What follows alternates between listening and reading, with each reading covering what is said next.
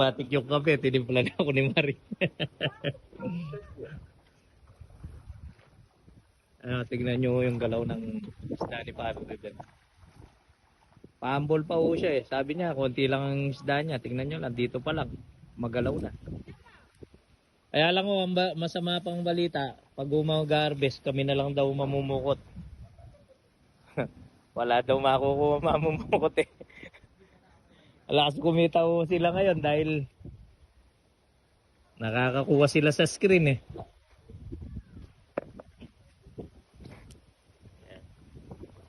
Dito tayo. Ito yung bahay ni Paro Red, ano? Matatapos din ito. May slab pa yan, no?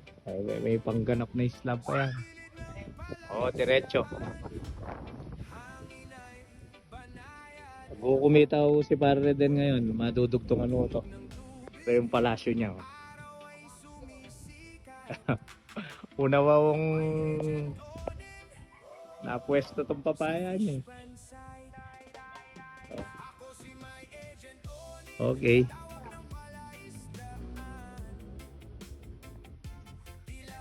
Pare mo ka sanay na sanay ka sa pukot ah. Kanina pa tapalipit yan.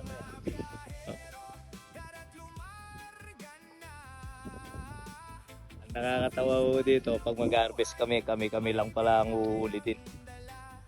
Ayun lang ho kayo makakakita ng may-ari ng fish pond tsaka ayun ito yung mag-harvest kami ang mamumukot. Arin pa ko. Pansinan mo kami kaya kanina eh, puwatang magpa-harvest kami.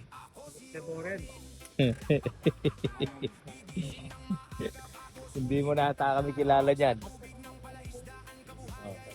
Meron. Wow. Tignan mo, ang lakas ng puwersa mo ah. Sige, anuhin mo na. Kain na natin. Parang uulan no. Itali mo muna. Nihintay ko akong umaga kanina, hindi ako narating kasi inayos ko yung takyop doon. Ang lakas ng hangin ng umaga tsaka umuulan eh. Ako nakapunta sa usapan namin na alas 9. Ngayon, ano oras na? Pag alas 3 na kayo pala magsasampling. Hindi na maulit to. Sige. Kayo na natin makapagsaklaw sila ng isda. Hindi pa palit po ko to. Mare, kaya kami mga... Gawin mo na 10 para maghati sila. Eh, 3 mo yan, no? Adi, pwede na yan eh. Yung hindi ka, 3, 4, 5, 6. So, sentrong 3, 4. Ano pa gusto mo, no? Go, go, go.